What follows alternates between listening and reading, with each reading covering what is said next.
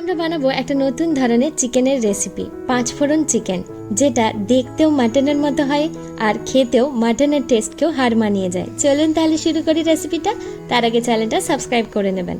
এখানে চিকেনটাকে ভালো করে কেটে ধুয়ে রেখেছি, পেঁয়াজ বাটা, আদা বাটা, রসুন বাটা, টমেটোটাকেও পেস্ট করে রেখেছি, চিনি নিয়েছি, ফোড়ন নিয়েছি, চিকেন কারি মশলা আর বেশ কিছুটা 5 ফোড়ন নিয়েছি। চলুন শুরু করি। প্রথমে কড়াইটা বসিয়ে এখানে সরষের তেল দিয়ে দিয়েছি। সরষের তেলটা দিয়ে একটা শুকনো লঙ্কা, 4টে তেজপাতা আর 2 টেবিলস্পুনের মতো 5 ফোড়ন দিয়েছি। বেশ ভালো করে 5 ফোড়নটাকে ভেজে নেব। 5 ফোড়নটাকে ভেজে নিয়ে এই গরম তেলটাই চিকেনের ওপরে দিয়ে দেব। চিকেনটা একেবারেই ফ্রেশ আছে, কোনো রকম ম্যারিনেশন বা কিছু করা হয়নি। এই তেলটা দিয়ে দেওয়ার পর হালকা তেলটা ঠান্ডা হয়ে যাওয়ার পর হাত দিয়ে বা কিছু একটা দিয়ে আপনারা এটাকে ভালো করে ম্যারিনেট করে আধ ঘন্টার জন্য রেখে দেবেন। এরপর ওই কড়াইতে আবার সরষের তেল দিয়ে দেবেন এবং আর যেটুকু 5 ফোড়ন রয়ে গেছিলো ওটা এখানে 2 টেবিলস্পুনের মতো 5 ফোড়ন আছে, সেটা দিয়ে দেবেন। 5 ফোড়নটা একটু ভাজা ভাজা হয়ে আসলে পেঁয়াজ বাটাটা দিয়ে দেবেন।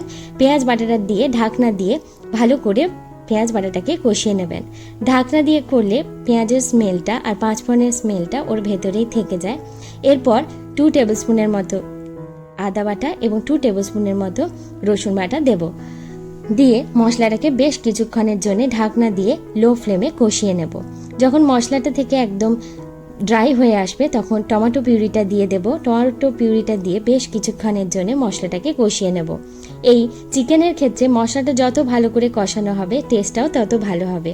দেখুন আমার টমেটোটা অনেকটাই ড্রাই হয়ে এসেছে। এবার যখন তেল ছেড়ে আসবে আমি চিকেনগুলো দিয়ে দেব, যে ম্যারিনেট করে রেখেছিলাম ওই চিকেনটা দিয়ে ভালো করে মশলাগুলোর সাথে চিকেনটাকে মিক্স করে নেব। এরপর পরিমাণ মতো হলুদ এবং পরিমাণ মতো নুন দিয়ে দেব। দিয়ে ভালো করে চিকেনটাকে কষিয়ে নেব। এই কষানোটাও যত ভালো হবে এই চিকেনের রান্নার রেসিপিটার টেস্টটাও তত ভালো হবে। এরপর পরিমাণ মতো চিনি এবং পরিমাণ মতো কাশ্মীরি লঙ্কার গুঁড়োটা দিয়ে দেব। দিয়ে আরও কিছুক্ষণের জন্য মশলাটাকে কষিয়ে নেব। দেখুন চিকেনটাকে দেখে মনে হচ্ছে খুব ড্রাই হয়ে গেছে, কিন্তু না, এটা এই রকম অবস্থাতেই ভালো করে কষিয়ে নিতে হবে। এরপর ভালো করে যত কষানো হয়ে আসবে, যখন তেল ছেড়ে আসবে তখন ওপর থেকে 2 টেবিলস্পুনের মতো চিকেন কারি মশলাটা দিয়ে দেব। দিয়ে আরও কিছুক্ষণের জন্য ঢাকনা দিয়ে লো ফ্লেমে এটাকে রেখে দেব। 5 মিনিটের মতো লো ফ্লেমে রাখার পর যখন দেখবেন একদম তেল ছেড়ে এসেছে তখন ওপর থেকে 1 টেবিলস্পুনের মতো মিট মশলা দিয়ে দেব। আপনারা এটা দিতেও পারেন, নাও দিতে পারেন। আমার মনে হয় এই মিট মশলাটা দিলে টেস্টটা আরও ভালো হয়। যখন একেবারেই তেলটা ছেড়ে আসবে তখন পরিমাণ মতো জল দিয়ে দেবেন। আপনারা যদি গ্রেভি বেশি পছন্দ করেন তাহলে জলের পরিমাণটা একটু বেশি দেবেন, আর কম করলে কম দেবেন। এরপর ঢাকনা দিয়ে 10 থেকে 15 মিনিটের জন্য মিডিয়াম ফ্লেমে এটাকে ফুটিয়ে নেবেন। মাঝখানে আমি ঢাকনা খুলে একটু ওপর নিচ করে দিয়েছি চিকেনটাকে।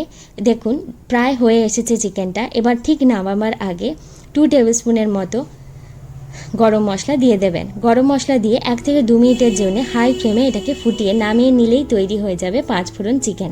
কেমন লাগলো আমাকে কমেন্টে জানাতে ভুলবেন না, আর রেসিপিটা ভালো লাগলে লাইক করতেও ভুলবেন না। আমি পারো, আপনারা দেখছেন পারো রান্নাঘর। বাই।